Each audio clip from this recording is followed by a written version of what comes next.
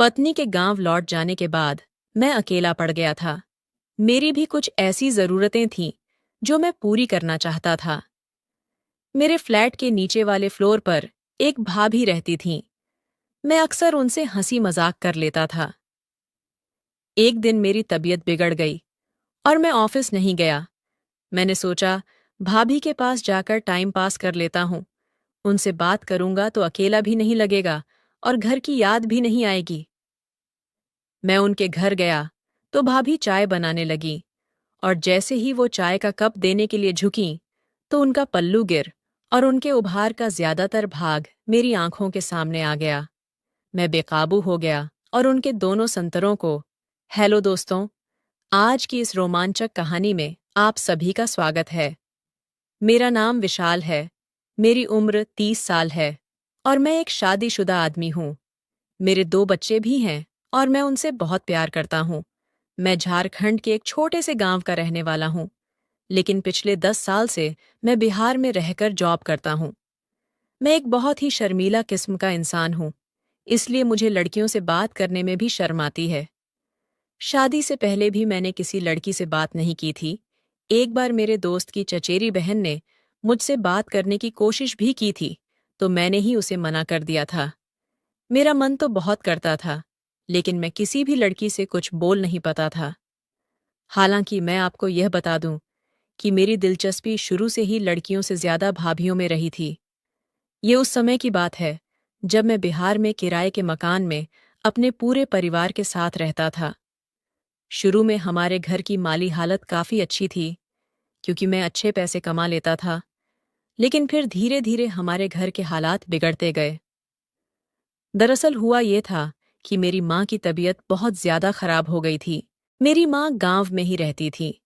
जब उनकी तबीयत ज्यादा खराब हुई तो मुझे अपने पूरे परिवार के साथ गांव वापस लौटना पड़ा। हम थोड़े दिन गांव में ही रहे और माँ की सेवा की। जब माँ की तबीयत में सुधार आने लगा तो मैं अपने पूरे परिवार को छोड़कर वापस बिहार आ गया। लेकिन इस बार मैं अकेले ही आया था। मैं अपनी पत्नी और अपने बच्चों को साथ नहीं लाया था। पत्नी के साथ न होने की वजह से मेरी कुछ जरूरतें अधूरी सी रहती थीं। अब मैं सोचता था कि काश मुझे कोई ऐसा मिल जाए जो मेरी जरूरतें पूरी कर सके, पर मैं इतना शर्मीला था कि किसी से बात करने में भी मुझे बहुत शर्म आती थी। मैं आपको अपनी एक खासियत और बता दूं कि मेरे परिवार की हर एक भाभी से मेरी बहुत अच्छी बनती है। मैं जिस फ्लैट में रहता था, उसी फ्लोर के नीचे एक भाई साहब अपने परिवार के साथ रहते थे। उनके परिवार में उनकी पत्नी और 2 बेटियां थीं। मेरी उन लोगों से कभी-कभी हाय हेलो हो जाती थी। जब मुझे वहां रहते रहते 6 महीने से ज्यादा हो गए, तो उन लोगों के साथ मेरे घरेलू संबंध हो गए थे। हम कभी-कभी साथ मिलकर लंच और डिनर किया करते थे और कभी-कभी साथ में घूमने भी जाया करते थे। भाई साहब मुझ पर बहुत भरोसा करने लगे थे और वैसे भी मैं एक भरोसे वाला इंसान हूँ। मैं किसी को धोखा नहीं देता हूँ। भाभी मुझसे बहुत अच्छे से बात किया करती थी और मैं भी उनसे हंसी मजाक कर लिया करता था। जब भाई साहब घर पर नहीं होते थे और भाभी को हॉस्पिटल या बाजार जाना होता था, तो वह मेरे साथ ही जाती थी। इस बीच हम आपस में बहुत सारी बातें किया करते थे और मुझे भाभी का स्वभाव बहुत पसंद आने लगा था। भाभी जब भी अपने घर पर कुछ स्पेशल खाना बनाती थी, तो वह मेरे लिए भी भिजवाती थी। एक बार की बात है कि तबीयत खराब होने की वजह से मैं काम पर नहीं गया। भाभी की दोनों बेटियां स्कूल चली गई थीं और भाई साहब भी ऑफिस जाने के लिए निकल गए थे। मैं अपने कमरे पर अकेला ही रहता था, पर जब सब चले गए तो मैंने सोचा कि भाभी के पास जाकर ही टाइम पास करता हूँ। उनसे थोड़ी देर बात करूंगा तो मेरा भी मन अच्छा हो जाएगा और मुझे घर की याद भी नहीं आएगी। जब मैं भाभी के पास गया तो वो किचन में कुछ काम कर रही थी।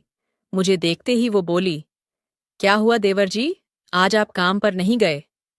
मैंने कहा, नहीं भाभी, आज थोड़ी तबीयत खराब है और मुझे घर की भी बहुत याद आ रही है। बहुत दिन हो गए हैं, मैं अपने बच्चों से नहीं मिला हूं और अपनी पत्नी प्रिया को भी नहीं देखा है। मैं भाभी से किसी भी तरह की बात करने में नहीं शर्माता था। इसीलिए मैंने उनसे कहा, भाभी, आपको तो पता ही है कि हर आदमी की एक ज़रूरत होती है, और मेरी पत्नी भी बहुत दिनों से मेरे पास नहीं है।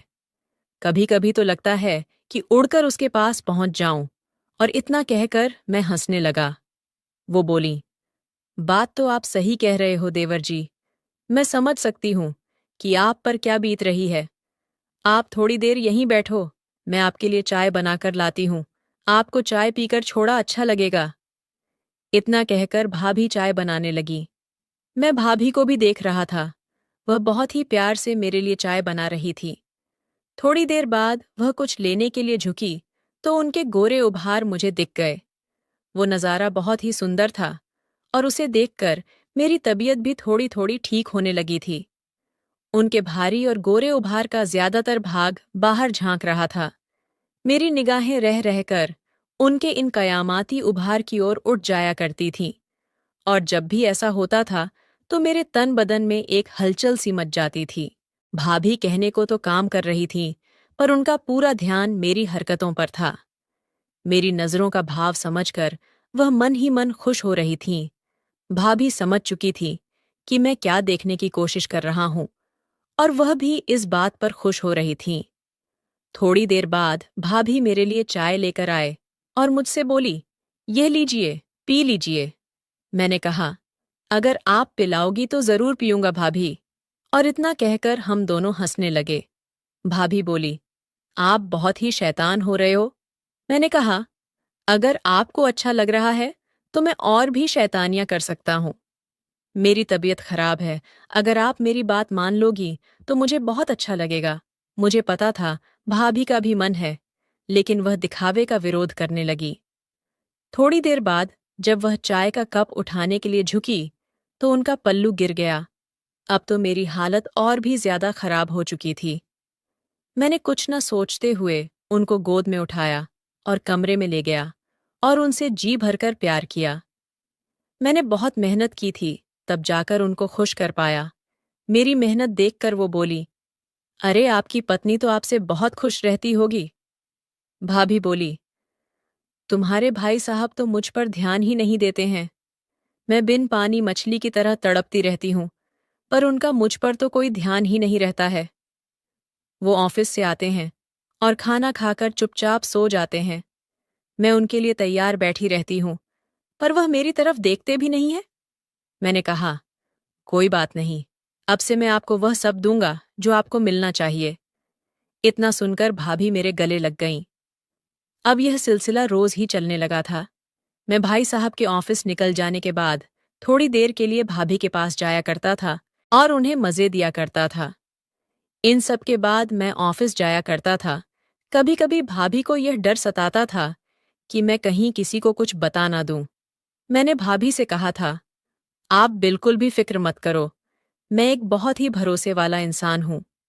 मैं औरतों की बहुत कद्र करता हूं, और मैं आपको कभी भी धोखा नहीं दूंगा। ये सिलसिला चलता रहा और हम दोनों एक दूसरे के बहुत करीब आ चुके थे। कुछ दिनों बाद हमारी जिंदगी में बहुत बड़ा बदलाव आने वाला था, क्योंकि मेरी पत्नी मेरे पास वापस आ गई थी। पत्नी के आ जाने के बाद मैं ज्यादातर समय उसी के साथ बिताता था और भाभी को बहुत ही कम समय दे पाता था। कभी कभी तो मैं उनके पास जा ही नहीं पाता था। मेरी पत्नी को शक होने लगा था कि जरूर उसकी पीठ पीछे मैं कुछ अजीब हरकतें कर रहा था।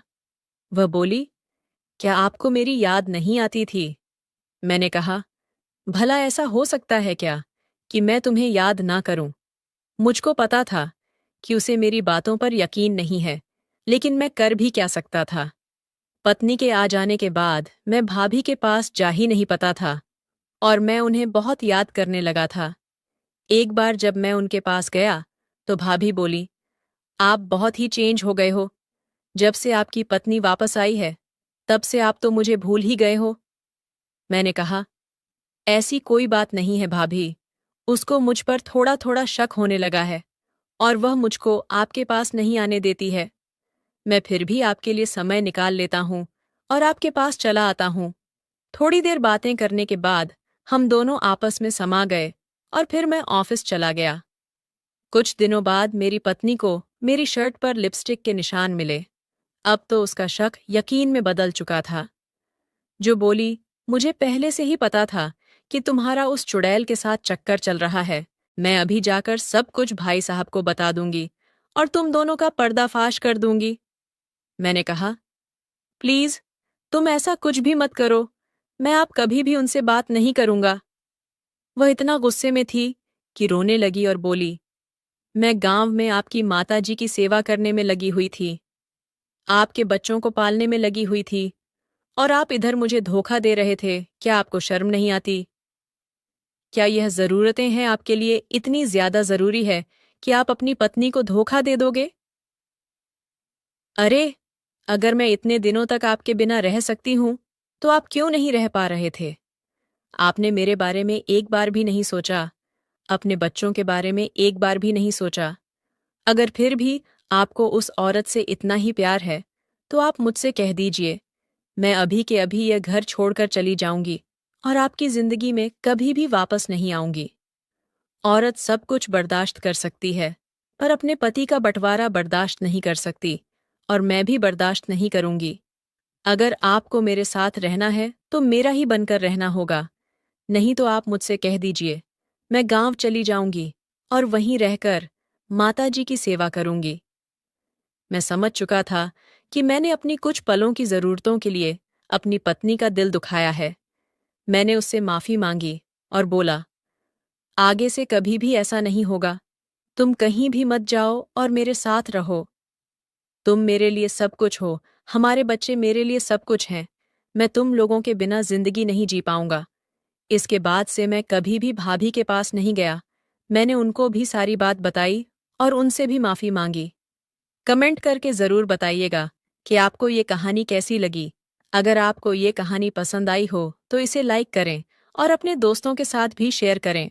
आगे भी ऐसी रोमांचक कहानियों के लिए हमारे चैनल को सब्सक्राइब करें और बेल आइकन दबाना ना भूलें।